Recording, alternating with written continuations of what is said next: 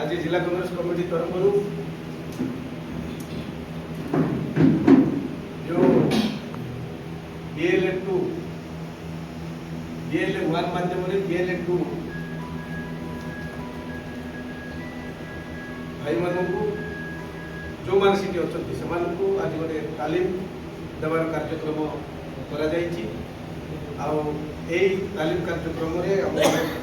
जिला कांग्रेस कमिटी सभापति श्रीनिवास बाबू आमर पूर्वतन जिला कांग्रेस कमिटी सभापति रोहित पात्र महोदय एवं आम मालकानगिरी निर्वाचन मंडल पूर्वतन अध्यक्ष एवं विगत दिन में कांग्रेस पार्टी तरफ प्रतिद्वंदिता करते प्रार्थी भाव में माला भाई एवं यही सभा उपस्थित समस्त कांग्रेस कमिटी जिला कांग्रेस कमिटी पदाधिकारी समस्त मंडली किसान सेल सभापति जिला परिषद सभ्य समरा भाई समस्त ब्लक कांग्रेस कमिटी सभापति मैंने एवं आज यही सभा उपस्थित समस्त BLA2 जो माने शामिल अच्छा से दायित्व अच्छा मो तरफ आज आंतरिकता शुभेच्छा ज्ञापन करुच्ची तो निश्चित भाव यहाँ गोटे युद्धर परिस्थिति सामना करने को माने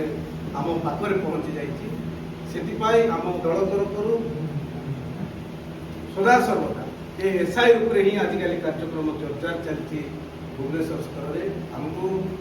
मझे गोटे कार्यक्रम होता BLA1 मान ट्रेनिंग दिगला आमर प्रदेश कांग्रेस कमिटी सभापति भक्तचरण दास महोदय उपस्थित थे आमर ओडिशा इंचार्ज AICC इंचार्ज जी कि आसी उपस्थित रही सहित स्वप्रभारी जी कि मयूर आमर स्वप्रभारी उपस्थित थे समस्त नेतृमंडल उपस्थित थे समस्त जिलार BLA1 मान गोटे ट्रेनिंग तालीम कार्यक्रम अनुष्ठित होता आमको से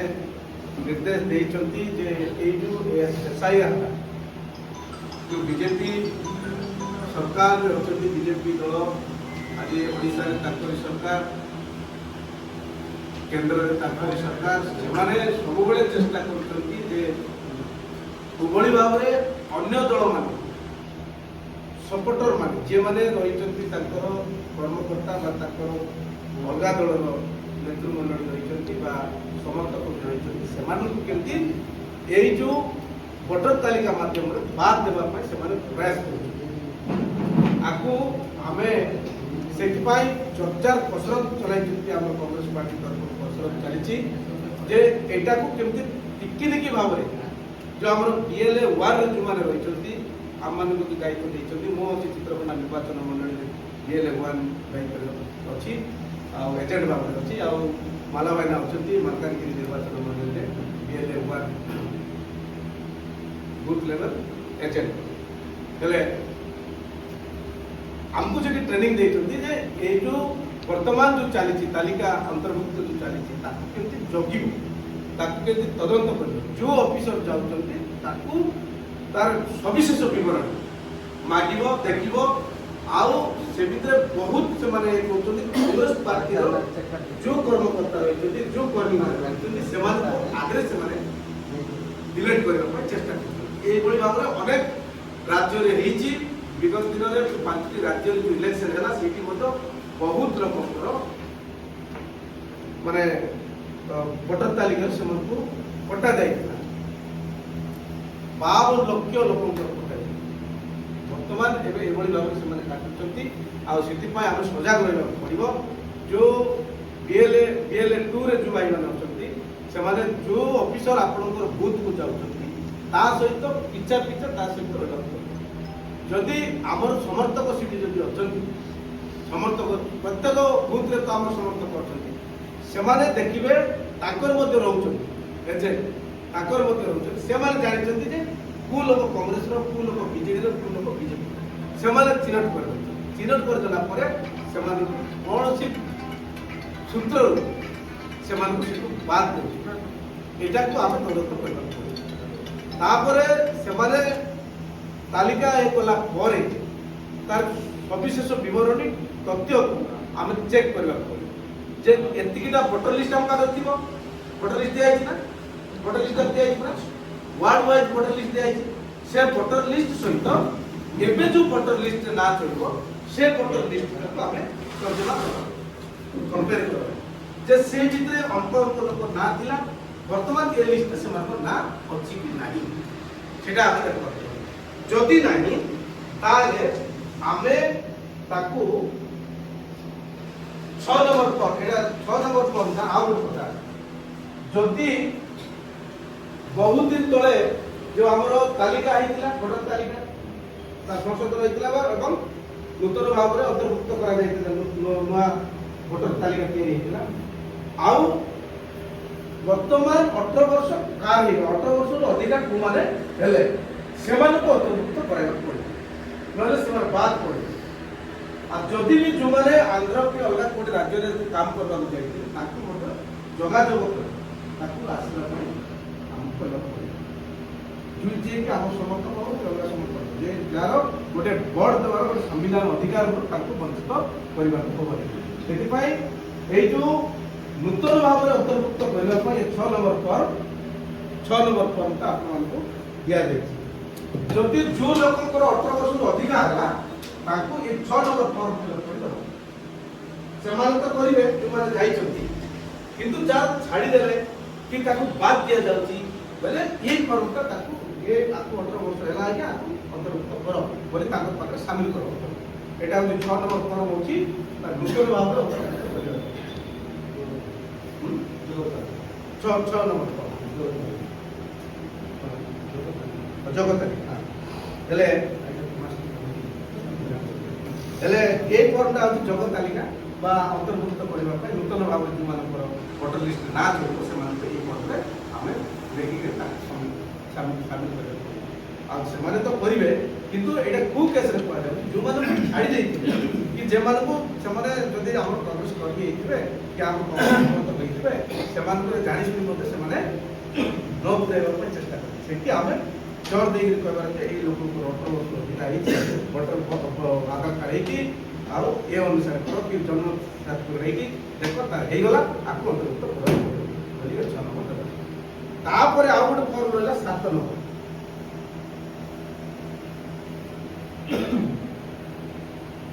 7 ନମ୍ବର ଫର୍ମ ହଉଛି ଭୋଟର ତାଲିକାରେ ନାଁ ଅଛି କିନ୍ତୁ ତାର ଭୁଲ ଭାଲ ହେଇଛି ମନେକର ନା ଭୁଲେଇ ଯାଇଥିବ ନହେଲେ ବାପାର ନା ଭୁଲ ହେଇଥିବ ନହେଲେ ଗାଁ ଭୁଲେଇ ଯାଇଥିବ ନହେଲେ ଅଲଗା କୋଉଠି କ'ଣ ହେଇଯାଇଥିବ ଆମର ନା ଭୁଲ ଭାଲ ହେଇଥିବ କରେକ୍ସନ ପାଇଁ ଏ ଫର୍ମ ସେଟା ସଂଶୋଧନ କରିବା ହଉଛି 7 ନମ୍ବର ଫର୍ମ ଯଦି ମନେକର ମୋର ନା ମଙ୍ଗୁ କିଲୋ ସେଇ ଜାଗାରେ ଗୁଙ୍ଗୁ କିଲୋ ହେଇଯାଇଥିବ କି ବାଙ୍ଗୁ କିଲୋ ହେଇଯାଇଥିବ ବୋଇଲେ ଆମର ଭୋଟର ତାଲିକା ସହିତ ଦେଖିକରି ଆଧାର କାର୍ଡ ସହିତ ଦେଖିକରି ତାର ପ୍ରକୃତ ନାଁ ହଉଛି ଏଇଟା ଆଉ ଏ ଫର୍ମରେ ସେ ସଠିକ ନାଁଟା ଟିପି କରିଦେଲେ ସେ ନା ସହିତ ଏ ନା ଯୋଡ଼ି କରିଦେଲେ କରେକ୍ସନଟା ତାର ନା ସଠିକ ନାଁଟା କରେକ୍ସନ ହେବ ଏଇଟା ହଉଛି 7 ନମ୍ବର ଫର୍ମ ଏଇଟା ହଉଛି କରେକ୍ସନ କାର୍ଡ ହେଲା ନା ଯଦି ଭୁଲଭାଲ ଥିବ ଗାଁ ଯଦି ଭୁଲଭାଲ ଥିବ ତାର ବାପାର ନା ତାର ମା ନା ତାର ମାଇକଡ଼ା ନା କି ତାର ଅଣ୍ଡାର ନା ଯୋଉଟା ବି ଯଦି ଭୁଲଭାଲ ଥିବ ତାହେଲେ ଏଇ ଫର୍ମରେ ଆମେ ସେମାନେ ଏଇଟା କରିବେ କିନ୍ତୁ ଯଦି ସେମାନେ ଜାଣିଶୁଣି କରି କରନ୍ତି ନାହିଁ କାହିଁକି ବୋଲେ ଏଟା ତ ବହୁତ ଷଡ଼ଯନ୍ତ୍ର ଚାଲିଛି ଭୋଟର ତାଲିକାରୁ ବାଦ ଦେବା ପାଇଁ ବା ସେମାନଙ୍କୁ ଇଲେକ୍ସନ ସେଇ କ୍ଷେତ୍ରରେ ଆମେ ଜୋର ଦେଇକି କହିବାକୁ ପଡ଼ିବ ଯେ ଏଇ ଫର୍ମରେ ନାଁ ମିଳୁଛି এটা କରାଯାଉ ତାର ନାଁ ଏଇଟା ତାର ଜନ୍ମ ତାରିଖ ଜନ୍ମ ସାର୍ଟିଫିକେଟ ନାଁ ହେଉଛି ଏଇଟା ଆଉ ଆଧାର କାର୍ଡରେ ନାଁ ହେଉଛି ଏଇଟା କିନ୍ତୁ ଭୋଟର ପଟ୍ରେ ଭୋଟର ତାଲିକା ତାର ନାଁ ଭୁଲ ଅଛି ଏଇ ନାଁ ଅନୁସାରେ କରାଯାଉ ଏଇ 7 ନମ୍ବର ଫର୍ମଟା ଆମେ ଦେବାକୁ ପଡ଼ିବ ତାପରେ ଆସିଲା 8 ନମ୍ବର 8 ନମ୍ବର କ'ଣ ଯେ এটা হচ্ছে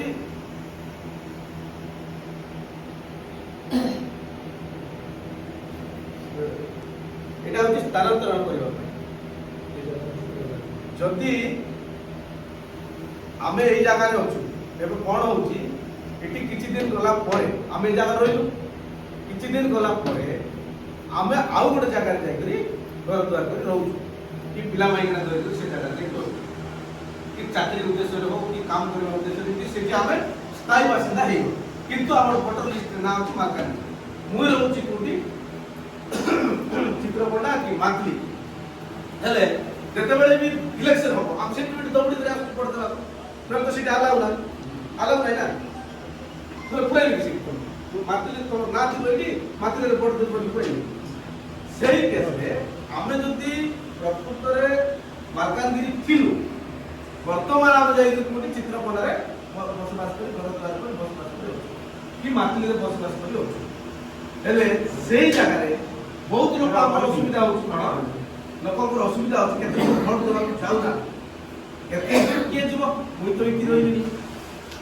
ଆଉ ଏତେ ଦୂର କିଏ ଡାକୁ ଖର୍ଚ୍ଚ କରିଯିବ କିଏ ଗାଡ଼ି ଧରି କରିଯିବ କିଏ ଖରାରେ ଯାଇକି ଠିଆ ହବ କିଏ ଲାଇନ୍ ଠିଆ ହବ ଏମିତି ହେଇକରି ଆମର ଲୋକ ଅଧିକାଂଶ ଲୋକ ଭୋଟ ଦେବାକୁ ଯାଉନାହାନ୍ତି ଯାହାଦ୍ୱାରା କି ତାର ଯୋଉ ସାମ୍ବିଧାନିକ ଭୋଟ ଦେବାର ଅଧିକାର ଯୋଉ ରହିଛି ସେ ଅଧିକାରରୁ ସେ ବଞ୍ଚିତ ହେବ ସେଇ କ୍ଷେତ୍ରରେ ଯଦି ଆମେ ଆମର ନାଁ ହେଉଛି ମାଲକାନଗିରି ଭୋଟର ହଉଛି ମାଲକାନଗିରି ମୁଁ ରହୁଛି ମୋର ଗାଁ କାଳାବୁଡ଼ା ସୋମନାଥପୁର ପଞ୍ଚାୟତ କାଳାବୁଡ଼ାରେ ରହୁଛି ମୁଁ ଏଠି ରହୁଥିଲି ବର୍ତ୍ତମାନ ସେଠି ରହୁଛି ସେଇ କ୍ଷେତ୍ରରେ ଯୋଉଠି ଆମେ ପରମାନେଣ୍ଟ ରହୁଛୁ ପରମାନେଣ୍ଟ ଯୋଉଠି ରହୁଛୁ ସେଇ ଆଡ୍ରେସ୍ ଅନୁସାରେ କରିବା ପାଇଁ ଏଇ ଫର୍ମ 8 ନମ୍ବର ଫର୍ମଟା ଫିଲ୍ଅପ୍ କରି ଦିଆଯାଏ ମନେକର ବୁଝିଲା ତୁ ହେଉଛୁ ଚିତ୍ରକୋଣ୍ଡା ଆଗରେ ଥିଲୁ ଏଠି ମାଲକାନଗିରି ଥିଲୁ ମାଲକାନଗିରି ଥିଲା ପରେ ତୋର ଜାଗା ବାଡ଼ିକି କ'ଣ ଗୋଟେ ଅସୁବିଧା ହେଲା କି କୁଲି କରିବାକୁ ପାଇଛି ଘର ଜୋଇ ପଳାଇ ସେଇ ଜାଗାରେ ତୁ ଯା ରହିଗଲା ପରେ ଭୋଟ ଦେବାକୁ ତୁ ସେଠୁ ଆଉ ମାଲକାନଗିରି ଆଇବୁ ନାହିଁ ନା ଏତେ ଦୂର କିଏ ଯିବ ସେଇ ଜାଗାରେ ତ ସେଇ ଆଧାର କାର୍ଡ ସେଇ ଫଟୋ ଦେଖାଇବୁ ଆହୁରି ଏବେ ବର୍ତ୍ତମାନର ସ୍ଥାୟୀ ଭାବରେ ସେଇ ଜାଗାର ତୋର ଡିଟେଲଟା କହିଲେ ଏଇ ଯେଉଁ ଫର୍ମରେ ଆମେ ଫିଲ୍ଅପ୍ କରିଥିଲେ ସେଇ ଦିନଠାରୁ ସେଇ ଜାଗାର ପ୍ରଥମ ତିଆରି ଏଇଟା ହେଉଛି ସ୍ଥାନାନ୍ତରଣ କରିବା ହେଲା ହେଲେ ଏଇ ଯେଉଁ ଫର୍ମ ଯାକ ତ ଆପଣମାନଙ୍କୁ ଦିଆହେଇଥିବ 10-10ଟା ଫର୍ମ ଦିଆହେଇଛି କି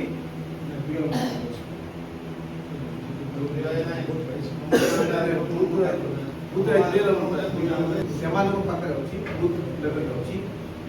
ଯଦି ବି ନାହିଁ ଆମକୁ ହେଲେ ଏଇ ଯେଉଁ ତାଙ୍କ ପାଖରେ ମାଗିଲେ ବି ସେମାନେ ଦେବେ ଯଦି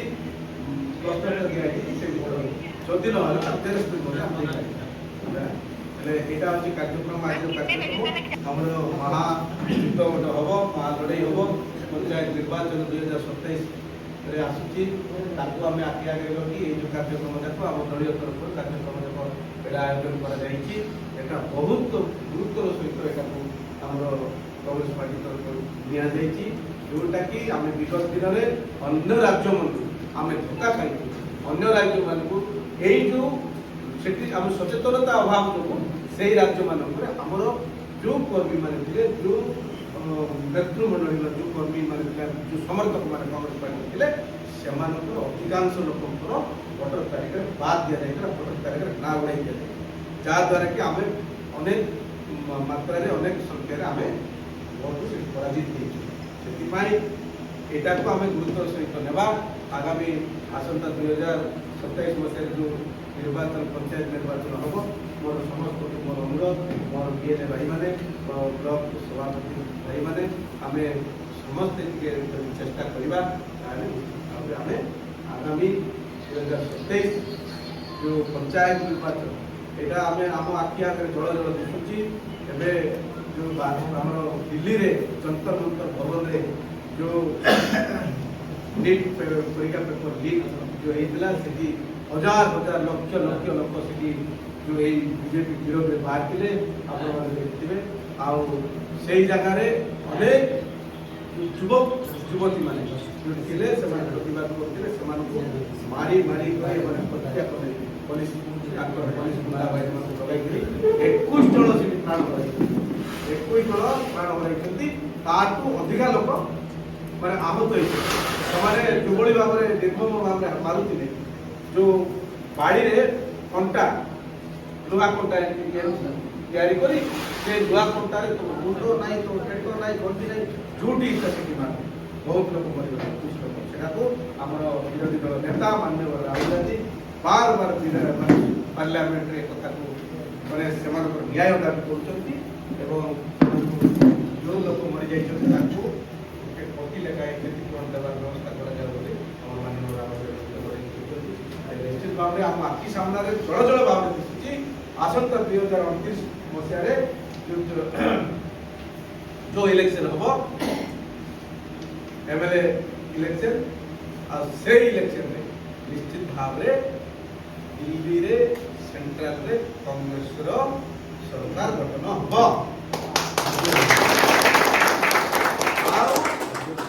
2027 रे मतलब बहुत बड़ परिवर्तन हेबा जाउची समस्ते